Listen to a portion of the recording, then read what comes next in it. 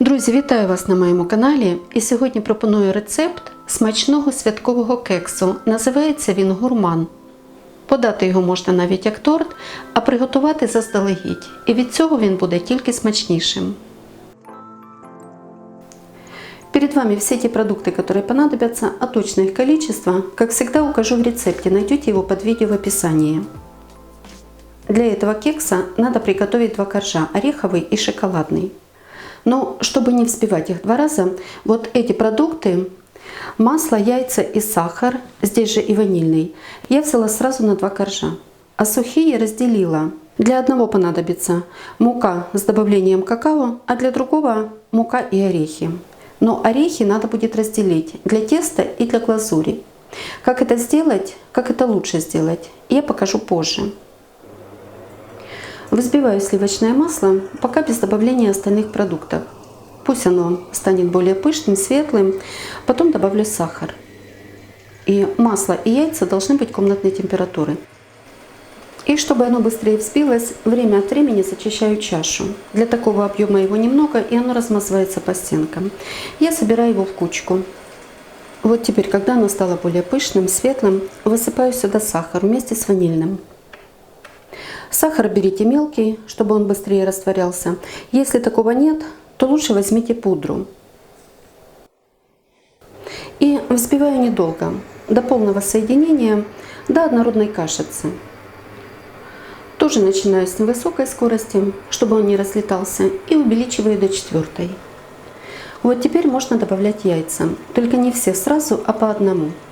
И каждое яйцо взбиваю где-то около минуты, до полного соединения с этой массой.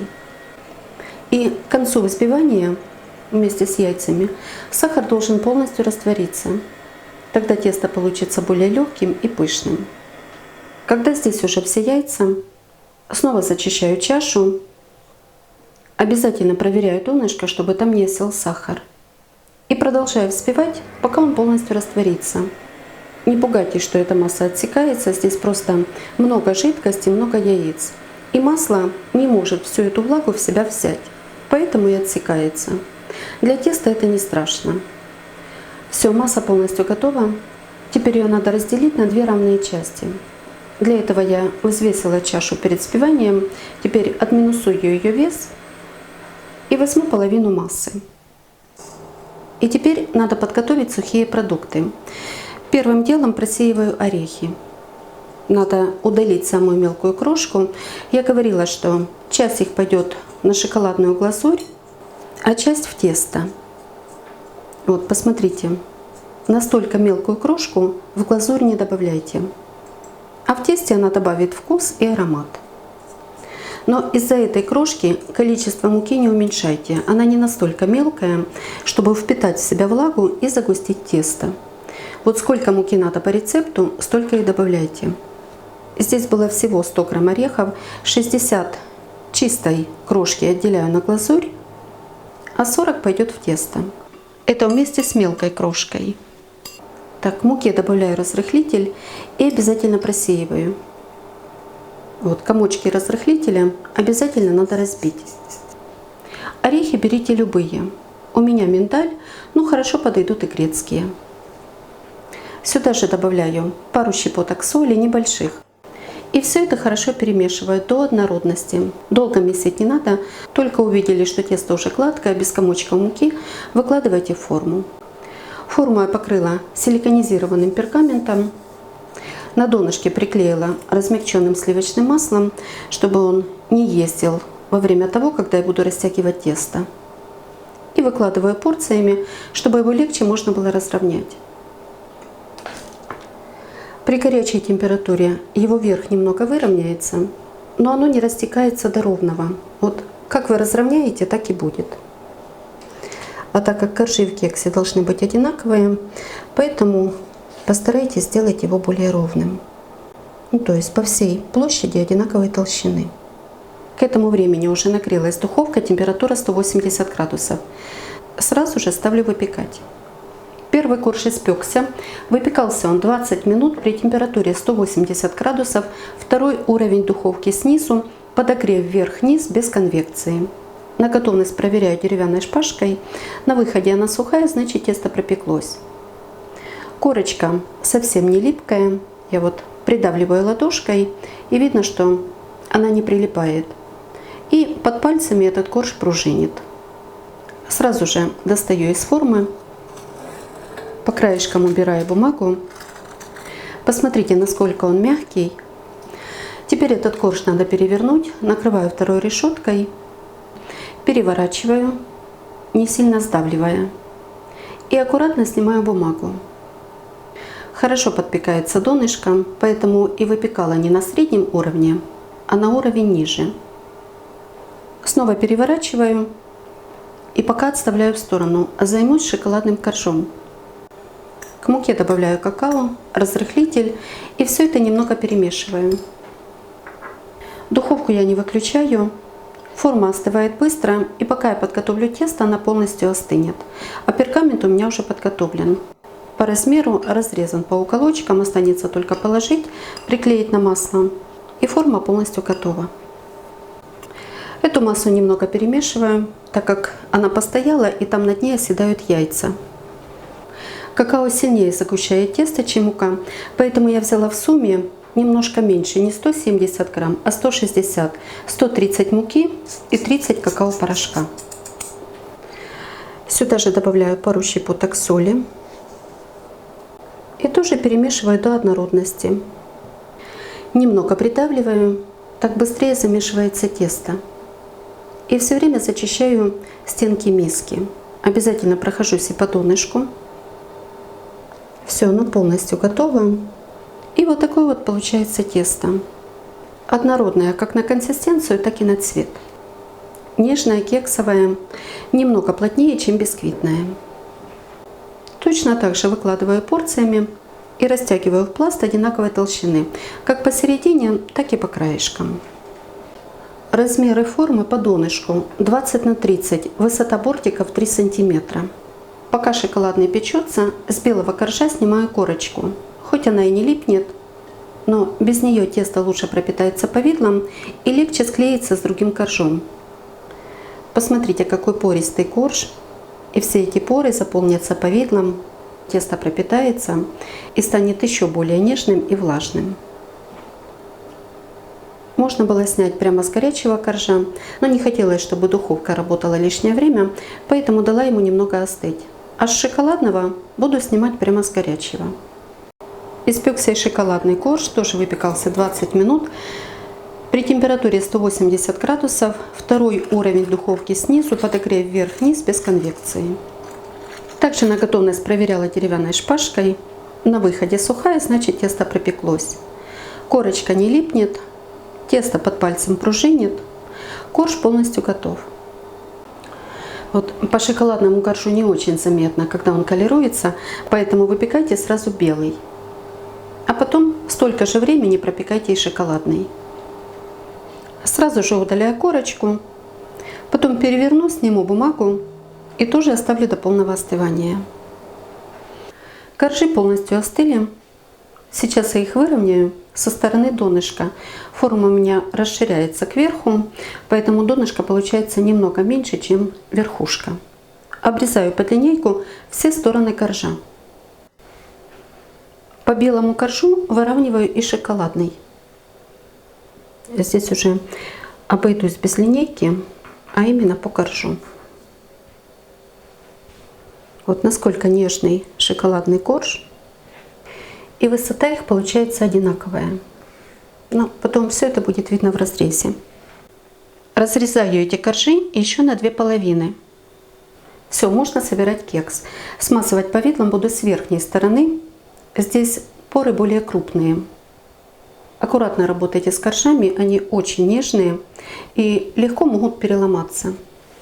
Повидло у меня домашнее, яблочно-сливовое. Я его хорошо перемяла вилкой, чтобы оно было однородное и не такое густое. Сколько мне понадобится, я укажу в рецепте. Смазываю по всей площади и немного придавливаю, чтобы повидло заполняло все поры. Лишнее убираю. Не нужен толстый слой. Просто смазать корж, чтобы он склеился со следующим. Теперь укладываю белый, хорошо придавливаю посередине, по краешкам, пока еще этот корж не смазала повидлом. Выравниваю. Снова повидло, где-то по 2 столовые ложки. Но еще раз скажу, я потом лишнее убираю. Белый корж уложила тоже верхней частью вверх. Растягиваю, придавливаем и до самых краешков. Если оставите толстый слой повидла, то коржи не склеятся, а будут друг на дружке ездить, даже после выстаивания. Поэтому здесь не увлекайтесь. Все, конечно, не снимайте, оставляйте тоненький слой. И теперь его надо завернуть в пищевую пленку, плотно затянуть и оставить на ночь в холодильнике. Пусть он выстаивается, пропитывается, хорошо склеивается. И только потом уже украшать, нарезать и подавать к чаю. Кекс выстоялся, простоял в холодильнике всю ночь. Снимаю пленку. Теперь посмотрите на него и выберите, какая сторона будет сверху, а какая снизу. Хорошо склеился и видно, что стал ощутимо плотнее. Но это потому, что он холодный. При комнатной температуре станет таким же нежным и мягким. Вот теперь с ним удобно работать. Можно придавить лопаткой. Коржи не деформируются. Вообще кекс это уже одно целое. Вот теперь можно готовить глазурь. И для нее понадобится растительное масло, шоколад и ореховая крошка. Орехи понадобятся чуть позже. А сейчас к шоколаду добавляю растительное масло. Берите без запаха. И разогреваю в микроволновке короткими импульсами при мощности 600 Вт. Сразу можно секунд 25-30. Если за это время шоколад не тает, повторите еще раз подогрев, только уже секунд 10. Вот подогревала 25 секунд. Но время еще зависит от того, насколько мелко вы порубите шоколад. Чем мельче, тем быстрее тает. Хорошо перемешиваю. Пробуйте рукой. Если масса остывает, а комочки еще остаются, подогревайте еще раз. Только уже будьте осторожны. Не более 10 секунд. Наверное, вот так вот и достаточно. Хорошо перемешиваю до гладкости глазури. Высыпаю орехи, и она полностью готова.